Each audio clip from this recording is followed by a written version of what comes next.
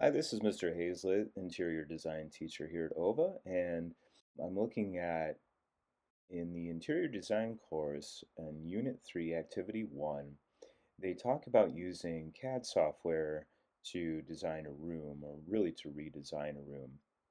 So I wanted to use this example to show how you can take a two-dimensional overhead view, or really any two-dimensional drawing that you have or concept that you have, and use this program, which I really like, called SketchUp, to design in 3D. I did make another video previously that shows the basics of navigating and some of the basic tools that you have in your toolbar to build your room.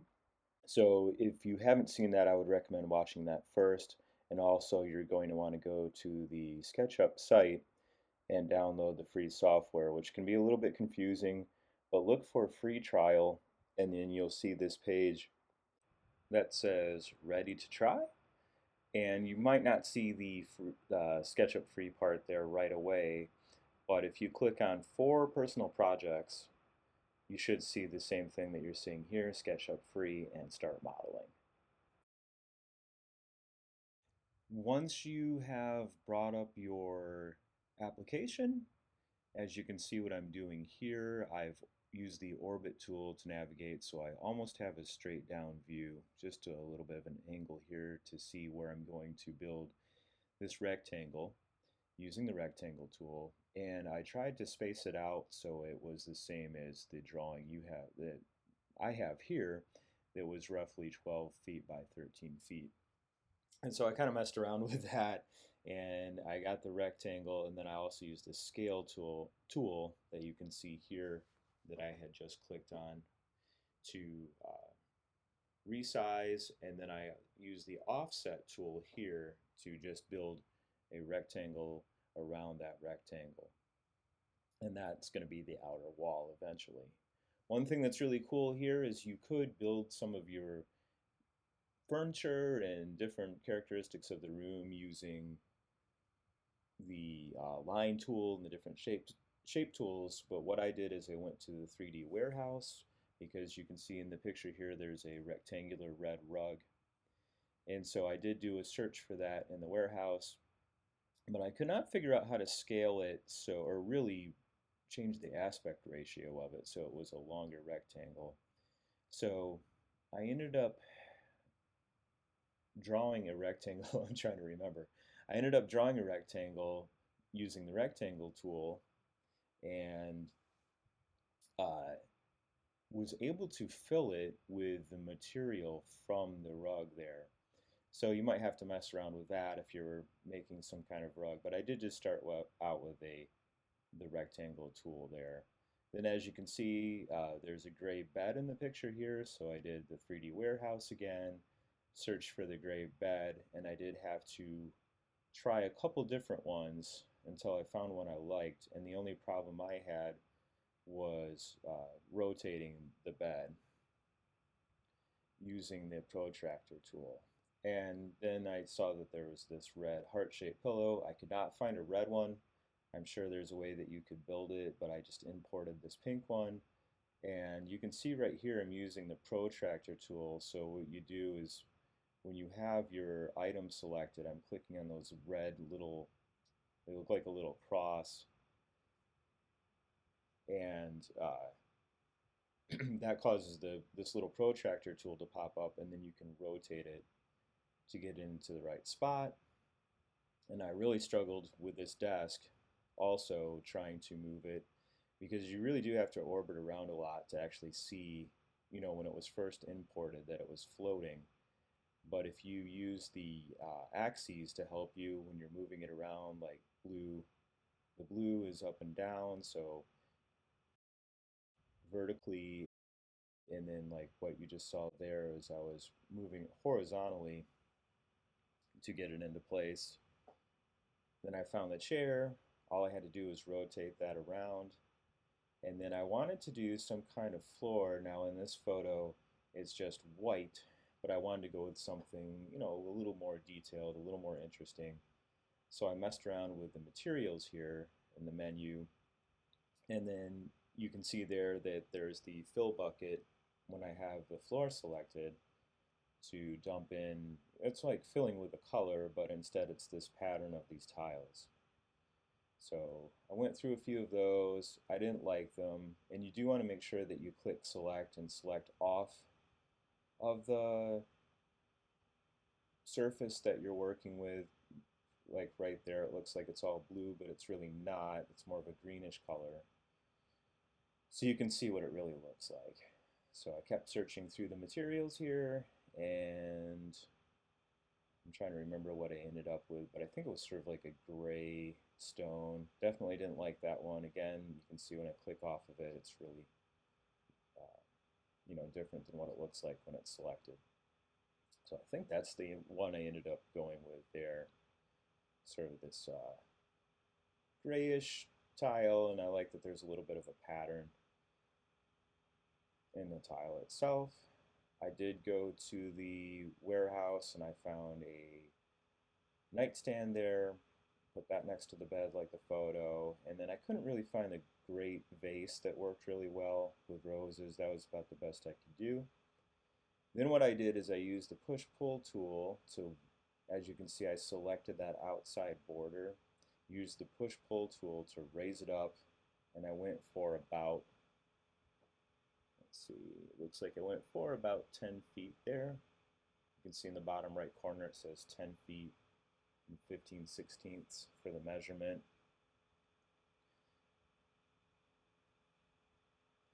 I believe after that, you can see I'm using the zoom tool quite a bit too, is I decided to put the door in. There's a door that's like right across from that rug. So I'm orbiting down and using the rectangle tool to start at the bottom here and draw the rectangle. I can't remember exactly what I decided for the height, but I left it at just over 3 feet wide, and can't see here what I went with for the height, but probably about 9 feet. No, that's probably high. Oh, it looks like about just over 7 feet. Okay, that makes more sense. Now, we could get into some really detailed stuff like actually adding the door, but what I did is I selected it first, used that push-pull tool, and I just pushed it all the way through until it just disappeared. So there's an opening as if there would be a door there, and that's good enough. There are a couple closets there. I didn't get into that, but I did decide I wanted to show how to add a window. So I believe what I ended up doing next is rotating over to that other side. Oh no, I didn't. Okay, so I just drew it from here, I guess. Again, using the rectangle tool.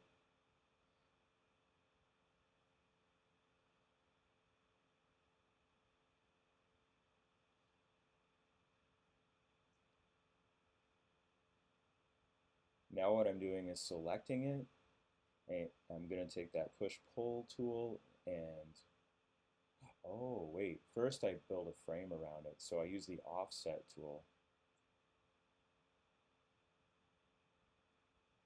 to create a border. And then I remember now, yes, I selected that border and I used the push-pull tool to just pull it out a little bit. But I bet I had to zoom in a little bit to see it better. Yep. So that frame is still selected. I'm using the push-pull tool to just pull it out just a little bit to create a frame. And then a lot like the door, I'm going to select the basically the glass of the window, the middle part there. That's selected. I'm going to use the push-pull and just push through the middle straight out like I did with the door. And then probably this part was very challenging to get the glass in the window. I tried to put it within the frame, like right in the middle of the frame, and I really struggled with that. I've seen other people do it and I just couldn't get it. So I believe what I did is I took the rectangle tool and just drew it. Yeah, here I am trying to put the frame like in the middle, and I ended up with some craziness here, and it was pretty frustrating. it was trying to build like almost like a glass panel diagonally through the middle of the window. So it can be really frustrating. I got all kinds of, then I accidentally selected the bed and all kinds of weird stuff going on here. So eventually what I did is I just went ahead and got the rectangle tool, which I think you'll see next, and I just went directly from the outside corner across and up to the top and just filled it back in on the outside. And the reason I did that is because then I could go to materials and select glass, which you should see here.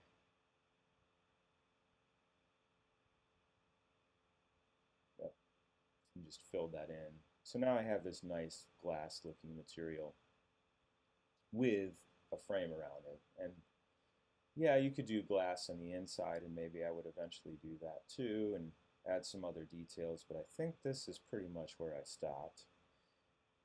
And then the only other thing that we have to consider is adding the dimensions, which is pretty easy.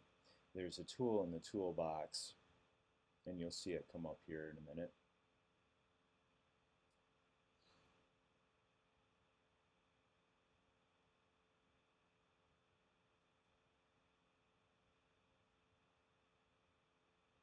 Oh, before I did that, I saved it. It's probably a good idea to save periodically while you're working on it. So I just went to save. I think it automatically created a folder for me called projects, or maybe I had that folder from last year. Gave it a title and saved it. I probably should have done that much sooner. So I kind of called that my finished room for now. And then the only thing I had left to do, which I almost forgot, was to add dimensions. So there is a tool in the toolbox there, you can see it. It's called dimensions. I'm clicking on one corner, moving the mouse down to the other corner, and clicking, and then I pull out from the edge. And that should give me the dimensions. I was struggling with a little bit here, remembering how to get it to pull out, so you might have to play around with it just like I did. But once you get it, it's pretty easy. And you can see I've now got a vertical dimension. I'm going along that red axis. You would have seen the dotted line there, the green axis for the vertical dimension there. And then we want the other side of the room. So clicking in the corner, going down to the other corner, pulling out to give us the dimension of that side. And then I thought it was a good idea to do some of the major features like the window, the door, and I believe I do that with a couple pieces of the furniture too. So it just automatically puts in the numbers for you, which is really nice. And you can see every time I do one of the sides of the furniture or the room there, it's getting a lot faster because I'm getting more comfortable with it. The only thing that can be a little tricky here is just navigating to where you want to go. So I believe I did the rug, maybe the bed, and I'm pretty sure I did that desk that's in the corner too. So I know that's a lot of information, and I edited this video so it's going much faster than in real life, in real time. And there were some parts where I just got very frustrated searching for things and moving things around that you didn't see. So don't expect it to be, what's this video, about 14 minutes. It's going to take a lot longer than that. It probably took me at least an hour, and I've used SketchUp before, and I'm pretty familiar with it, but I hadn't used it in about a year. So here you can see I'm adding, again, I'm using the dimension tool here to add for the table. It's not showing up great, but I just made sure I was in the middle of that chair so we could see it.